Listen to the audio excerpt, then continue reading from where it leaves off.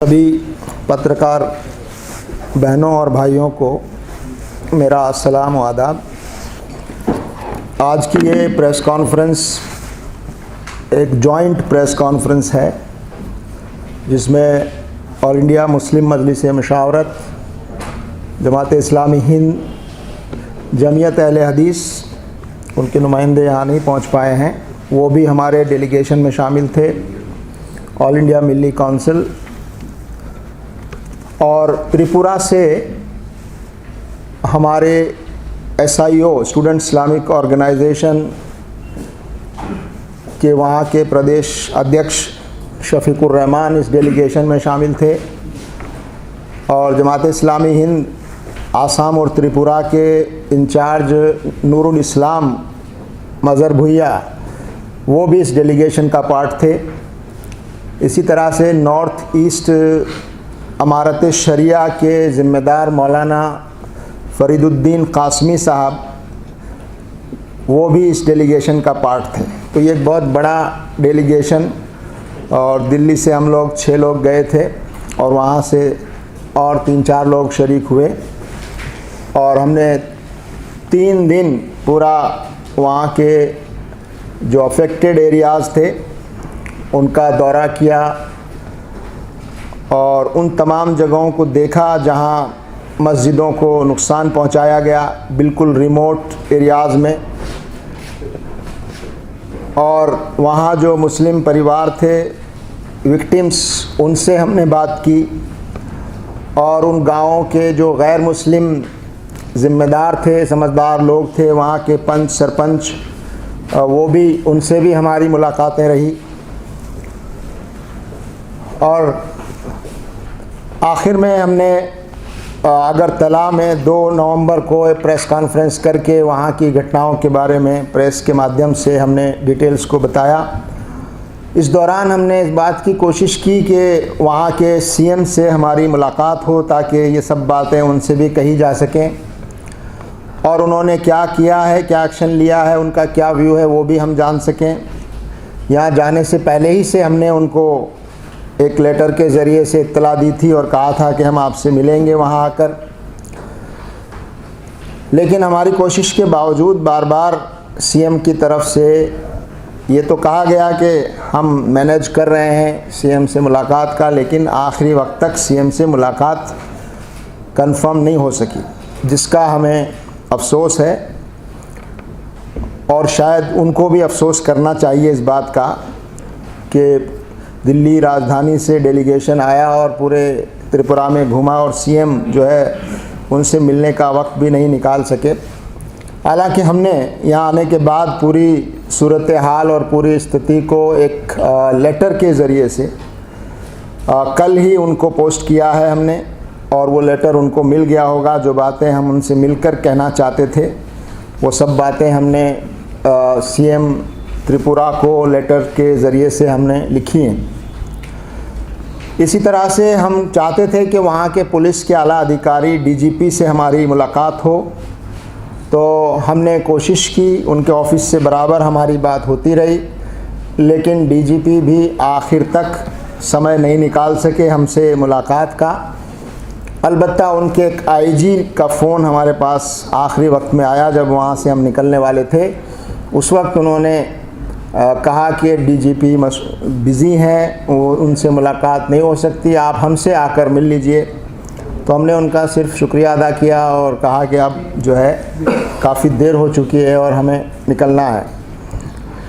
तो बहरहाल ये इसलिए भी बताना ज़रूरी था कि हमारा ये डेलीगेशन त्रिपुरा में हालात का जायज़ा लेने, वहाँ इनके कारणों को जानने, क्यों ये सब हुआ, सरकार का रवैया क्या था, पुलिस का रवैया क्या रहा, कहाँ सरकार और पुलिस नाकाम रही, ये सब जानने की, और कितना लोगों का नुकसान हुआ, क्यों किया गया।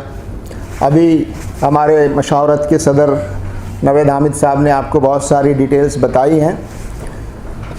एक ख़ास बात जो मैं बताना चाहता हूँ वो ये कि इस पूरे मामले में ख़ास तौर से मस्जिदों को निशाना बनाया गया। आम तौर पे जब इस तरह के हमले होते हैं तो लोगों पर हमले होते हैं, घरों पर हमले होते हैं, लेकिन 10-12 दिन तक लगातार रिमोट एरियाज़ में जहाँ मस्जिदें हैं और मुसलमान उसके आसपास नहीं रहते, ऐसी मस्जिदों को एक के बाद एक 10 दिन तक लगातार ये घटनाएं होती रहीं और जैसा कि बताया गया 16 मस्जिदों पर अटैक किए गए, जिनमें से 4 मस्जिदों पर सबसे ज़्यादा नुकसान हुआ। उनको आग लगा दी गई और वो पूरी तरह से एक तरह से डिमोलिश हो गई, दोबारा वो शायद बनानी पड़ेंगी। उनमें से एक मस्जिद वो है जो सीआरपीएफ के कैंप में थी। सीआरपीएफ ने ख़ुद वो मस्जिद बनवाई थी। मस्जिद भी, मंदिर भी, गुरुद्वारा भी, तीनों एक कैंपस में मौजूद हैं। और जो शरपसंद और जो इस तरह के लोग हैं नफ़रत फैलाने वाले, इन लोगों ने सीआरपीएफ की उस मस्जिद को पूरी तरह ख़त्म कर दिया। वहाँ अभी भी बोर्ड लगा हुआ है, established bye CRPF, 92 battalion CRPF. हाँ, तो ये अफसोस की बात है कि सीआरपीएफ की तरफ से मस्जिद बनाई गई और बाद में जब सीआरपीएफ का कैंप वहाँ नहीं था तो लोकल्स के उसको हवाले किया गया और वहाँ जुमे की नमाज पाबंदी के साथ होती थी। तो एक बात तो ये नोट करने की है कि मस्जिदों को टारगेट किया गया। आमतौर पे इस तरह के हमलों में जब हमले होते हैं तो लोगों के घरों पर, लोगों पर हमले होते हैं, जान और माल का नुकसान होता है, लेकिन यहाँ पर मस्जिद को टारगेट किया गया। और आप जानते हैं कि मस्जिद का ताल्लुक़ मुसलमान के लिए उससे कितना इमोशनल लगाव होता है। वो अपने लिए कुछ भी बर्दाश्त कर सकता है, लेकिन अगर उसकी इबादत गाह हो और इबादत गाह में जो मज़हबी किताबें, कुरान, दूसरी चीज़ें रखी हैं, उनको अगर कोई बेहुरमती करे, उनका अपमान करे, तो वो उसके लिए बहुत ज़्यादा तकलीफ़ की बात होती। तो ऐसा लगा कि ये ताकतें प्रोवोक करना चाहती हैं, ये ताकतें उकसाना चाहती थी मुसलमानों को, भड़काना चाहती थी कि उसके जवाब में मुसलमान कुछ करें। लेकिन हम मुबारकबाद देते हैं त्रिपुरा के मुसलमानों को कि उन्होंने बहुत हिम्मत से और सब्र के साथ उन्होंने इन चीज़ों को बर्दाश्त किया और वो किसी ऐसे कन्फ्रंटेशन का मौका वहाँ पर नहीं आने दिया। दूसरी बात जो बहुत अहम है हमारी निगाह में, वो ये कि इन 8-10 दिनों में जो कुछ होता रहा, वहाँ की सरकार और वहाँ की पुलिस बराबर इस बात को छुपाती रही कि वहाँ कुछ हो रहा है। वहाँ की सरकार और पुलिस बार बार ये कहती रही कि वहाँ सब नॉर्मल है, वहाँ कुछ नहीं हुआ है, और लोग बिला वजह अफवाहें फैला रहे हैं। तो ये बहुत ख़तरनाक बात है कि सरकार उन घटनाओं को सामने आने नहीं देना चाह रही थी और उनको छुपाने की पूरी कोशिश हो रही थी। आखिर 8-10 दिन के बाद सरकार को ये मानना पड़ा कि वहाँ वायलेंस हुआ है। 8-10 दिन तक जो है सरकार यही कहती रही यहाँ सब नॉर्मल है, यहाँ कोई वायलेंस नहीं हुआ है, कोई मस्जिद नहीं जली है, कुछ नहीं हुआ है। और जैसा कि बताया गया कि ये घटनाएं 19 अक्टूबर से शुरू हुई। पहली घटना 19 अक्टूबर को हुई और उसके बाद 26 अक्टूबर को ये जो पानी सागर, जो नॉर्थ त्रिपुरा का ज़िला है, पानी सागर धर्मनगर उसका हेडक्वार्टर है, वहाँ पर एक जुलूस ने जिस तरह से तबाही की, वहाँ पर 11 दुकानों को निशाना बनाया, 4 दुकानें पूरी तरह जला दी गईं और एक मस्जिद जो रोड पर थी उसको बहुत ज़्यादा नुकसान पहुंचाया। एक और मस्जिद की तरफ जुलूस बढ़ रहा था, लेकिन वहाँ मुसलमान मौजूद थे, अपने आप को वहाँ उन्होंने महफूज मस्जिद को बचाने के लिए वहाँ पहुँच गए थे। तो उस तरफ फिर जुलूस वापस वहाँ से हो लिया, वहाँ उस मस्जिद तक नहीं पहुँचा, वरना शायद उस मस्जिद को भी वो निशाना बनाते। अफसोस की बात यह है कि अभी ज़रूर हम जब वहाँ से लौटे और कल परसों वहाँ से मालूम हुआ कि इन मामलात में 6 लोगों को अरेस्ट किया गया है। 11 एफआईआर दर्ज हुई हैं पुलिस के मुताबिक, 6 लोगों को अरेस्ट किया है। लेकिन हमारा मानना ये है कि ये कार्रवाई बहुत हल्की कार्रवाई है। जिस तरह से ये हुआ, पुलिस की मौजूदगी में हुआ, और वहाँ पूरा वीडियो मौजूद है, लोगों के फुटेज मौजूद हैं, चेहरे पहचाने जा सकते हैं, लोगों को भी मालूम है, बहुत से लोगों को। और पुलिस जो है खामोशी के साथ ये देखती रही, तो हम समझते हैं कि सिर्फ वो लोग ज़िम्मेदार नहीं है, सिर्फ उनको सज़ा नहीं मिलनी चाहिए जिन्होंने ये सब किया, बल्कि जो पुलिस के ऑफिसर वहाँ ज़िम्मेदार थे, उन ऑफिसर्स के ख़िलाफ़ भी डिपार्टमेंटल इंक्वायरी होनी चाहिए और जो ज़िम्मेदार दोषी अफसर हैं उन अफसरों के ख़िलाफ़ कार्रवाई होनी चाहिए। ये बात हमने सीएम के लेटर में भी लिखी है और आपके माध्यम से हम फिर से ये डिमांड दोहराना चाहते हैं कि सिर्फ क्रिमिनल्स पर कार्रवाई न हो, जो जुलूस ऑर्गेनाइज़ करने वाले थे उनके ख़िलाफ़ भी हो, जिन्होंने ये घटनाएं अंजाम दी उनके ख़िलाफ़ भी सख्त कार्रवाइयाँ हों और उन पुलिस अफसरों के ख़िलाफ़ भी कार्रवाइयाँ हों जो पुलिस अफसर वहाँ लॉ एंड ऑर्डर मेंटेन करने के लिए ज़िम्मेदार थे। एक और बात जो हम आपके माध्यम से कहना चाहते हैं, सरकार ने बहुत कम मुआवजे दिए हैं। हम डिमांड करते हैं कि उनको पूरा मुआवजा दिया जाना चाहिए। कई लोगों का 10 लाख 15 लाख का भी नुकसान हुआ है, 18 लाख 20 लाख तक भी, तो उसका पूरा सर्वे करके और वो होना चाहिए नुकसान। दूसरा ये कि हम तमाम मस्जिदें जिनको नुकसान पहुंचाया है उन मस्जिदों को रिपेयर कराने की ज़िम्मेदारी भी सरकार की है, वो सरकार भी कराए। यकीनन हम लोग भी करेंगे और तंजीमें भी करेंगी, लेकिन सरकार की बुनियादी ज़िम्मेदारी है कि वो उनको रिपेयर कराए। एक और बात जो मैं कहना ज़रूरी समझता हूँ वो ये कि ये घटनाएं कोई अचानक नहीं हुई, इसके लिए पूरा माहौल तैयार किया गया, नफ़रत फैलाई गई, हेट कैंपेन चलाई गई और बांग्लादेश की घटनाओं को बहाना बनाकर पूरे माहौल को ख़राब करने की कोशिश की गई।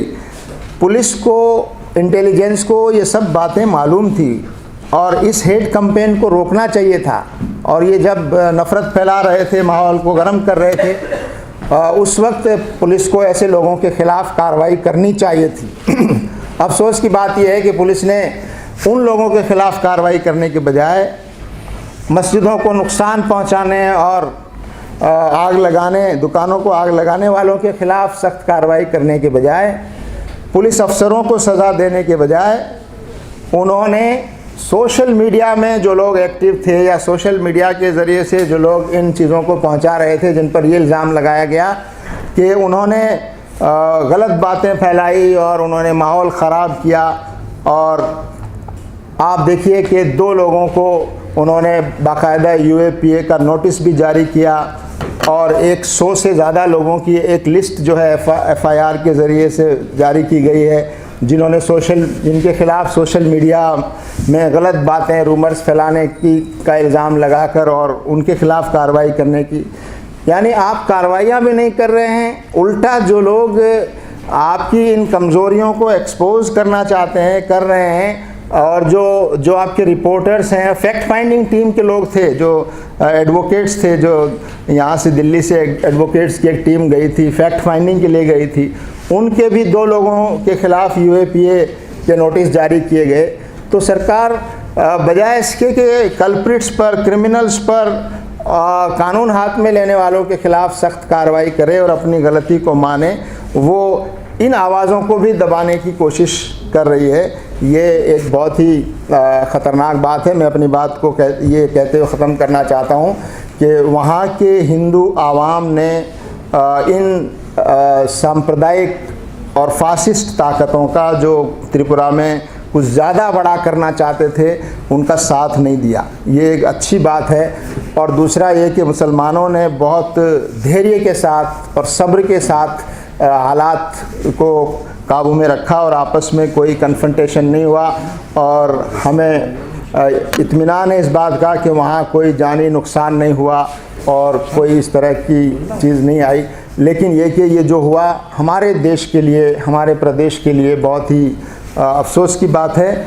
और सरकार और पुलिस को ख़ास तौर से हमने यहाँ दिल्ली राइट्स के मामलात में भी ये बात कहते रहे कि पुलिस को कभी भी सरकार का और पॉलिटिकल एजेंडे का टूल नहीं बनना चाहिए। पुलिस को आज़ादी के साथ और कानून के मुताबिक अपनी ज़िम्मेदारी को निभाना चाहिए। अगर ऐसा त्रिपुरा में होता तो शायद ये बदनामी हमारी नहीं होती, इतना बड़ा नुकसान नहीं होता। हाँ, एक बात और मुझे याद आ गई कि वहाँ के ज़िला गोमती ज़िला में भी कुछ शरपसंदों ने और कुछ नफ़रत फैलाने वाले लोगों ने वहाँ पर भी जुलूस बनाकर कुछ मस्जिद की तरफ बढ़ने की कोशिश की। तो वहाँ की एसपी एक लेडी थी, हमारी बहन, उन्होंने बाकायदा उसको रोका और सख्त कार्रवाई की और वहाँ कोई ऐसी घटना उन्होंने नहीं होने दी।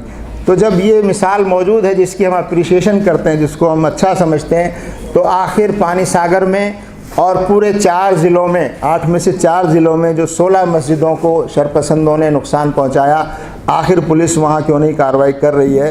तो हम सब जानते हैं कि पुलिस अपराधियों को पकड़ने के बजाय ऐसा लगता है कि अपराधियों को बचाने और जो लोग सरकार की कमियों और कमज़ोरियों को उजागर करने की कोशिश कर रहे हैं, चाहे वो मीडिया के लोग हों, फैक्ट फाइंडिंग की टीमें हों, उनको मुख्तलिफ़ झूठे केसेस में उनको फंसाने की और उन पर इस तरह का दबाव बनाने की कोशिश कर रहे हैं और आवाज़ को दबाने की, खामोश करने की कोशिश कर रहे हैं।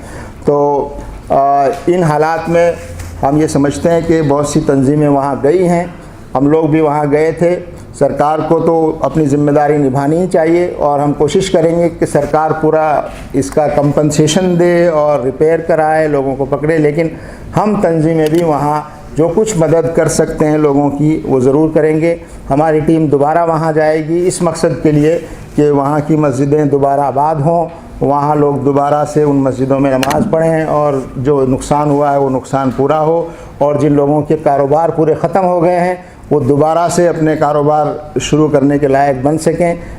इसकी हम कोशिश अपनी तरफ से भी, हम अपनी तंजीमों की तरफ से भी हम ज़रूर करें। शुक्रिया। बस एक बात मैं इसमें ऐड करना चाहता हूँ कि जब कल शाम में हमने चीफ मिनिस्टर को ख़त भेजा है, उसके अंदर बहुत वाज़े अल्फाज में we have demanded that the government of Tripura should immediately constitute or order for a judicial inquiry so that the future plans of the hate mongers belonging to VHP and Bajrang Dal and all others who have a vicious agenda can be thwarted in the future. और दूसरी बात हमने उसमें ये बात कही है कि इस कमीशन का मैंडेट ये भी होना चाहिए कि पुलिस का रोल इस पूरे वायलेंस में क्या रहा है, इसकी पूरी तरह इंक्वायरी होनी चाहिए। और तीसरी बात जो हमने उसके अंदर लेटर के अंदर उसमें साफ तौर पे लिखी है वो ये है कि the government should direct the police officers to stop harassing the journalists who are covering the violence of Tripura, and also the members of the fact-finding team. And they should desist from invoking draconian UAPA against civil society. उन्होंने जो 100 लोगों के list बनाई है, सबको उन्होंने धमकी दे रहे हैं कि हम यूएपी के के तहत उनको हम गिरफ्तार करेंगे। और उसमें 2 जो लोग हैं, उसमें एक अंसार अंदौरी साहब हैं जो ह्यूमन राइट्स एडवोकेट हैं सुप्रीम कोर्ट के, दूसरे एडवोकेट मुकेश हैं जो PUCL से ये वाबस्ता हैं। इन दोनों के ख़िलाफ़ 10 तारीख को वहाँ पर हाजिर होने की और ना हाजिर होने पे UAPA के तहत उनको गिरफ्तार करने की जो धमकी दी है, ये मैं समझता हूँ कि ये फांसीवाद का एक खुली मिसाल है। और ये कानून को बालाए ताक रख कर ये इस तरह की धमकियाँ देकर और इस ड्रैकोनियन लॉ का दुरुपयोग करके ये मैसेज देना चाहते हैं कि कोई भी जो पॉइंट ऑफ डिसेंट है उसको बर्दाश्त नहीं किया जाएगा। इस डेलीगेशन के एक सदस्य शम्स तबरेज़ साहब भी थे जो दिल्ली। हमारी वीडियोस देखने के लिए बेहद शुक्रिया। मिल्लत टाइम्स की खबरें पढ़ने, सुनने और देखने के लिए गूगल प्ले स्टोर से ऐप डाउनलोड करें। यहां आप उंगली की क्लिक में पढ़ सकते हैं 4 ज़बानों में न्यूज़, उर्दू, हिंदी, अंग्रेज़ी, बांग्ला। आप ऐप पर मिल्लत टाइम्स की वीडियोस भी देख सकते हैं। अगर आप YouTube पर देख रहे हैं तो रेड बटन को दबाकर चैनल को सब्सक्राइब करें और बेल आइकन ज़रूर दबाएं। फेसबुक पर देख रहे हैं तो पेज को लाइक और फॉलो ज़रूर करें। ट्विटर और इंस्टाग्राम पर भी मिल्लत टाइम्स को फॉलो करें। मिल्लत टाइम्स की स्टोरीज हासिल करने के लिए टेलीग्राम और व्हाट्सएप पर बराह रास्त हमारे साथ जुड़ सकते हैं। हमारे काम से आप मुतमईन हैं तो इसे जारी रखने और मजबूत बनाने के लिए हमें सपोर्ट करें। स्क्रीन पर दिख रहे और डिस्क्रिप्शन में दिए गए अकाउंट नंबर पर मिल्लत टाइम्स को अपनी रकम भेज सकते हैं। अगर आपके इलाके का कोई मामला है, आपकी मसाइल को मीडिया में जगह नहीं दी जा रही है, तो हमें ईमेल करें या व्हाट्सएप पर मैसेज करें, हम उठाएंगे आपकी आवाज़। मिल्लत टाइम्स मतलब मजलूमों की आवाज़, नफरत के खिलाफ जंग, फर्जी खबरों से निजात। www.millattimes.com